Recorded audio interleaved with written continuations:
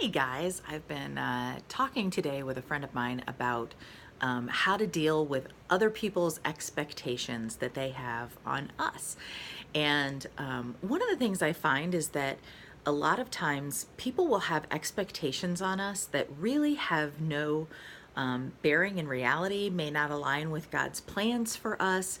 And so I guess my encouragement today is just because someone else has expectations for you does not mean that you have to walk out those expectations, because your job, your primary goal is to hear what God has for you and to be obedient to that. So that is your goal. Your purpose is to align with His plan for you. So just because other people may have different plans for you does not necessarily mean that those are things that you should walk out. Now, sometimes God will use other people impromptu and say, yes, that thing that they're talking about, that's what you should do.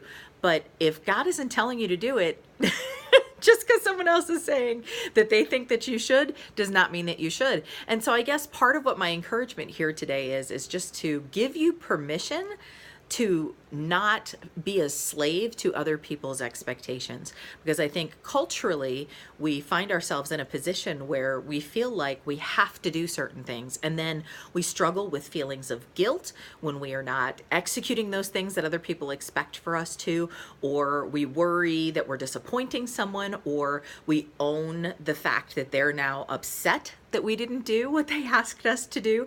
And if they choose to respond that way, that's their issue. That is not your issue. And I'm not saying be rude about it. I mean, but just, in love say, I'm sorry. I'm not feeling led to do that, or just no. It's okay to say no. I think we forget that sometimes.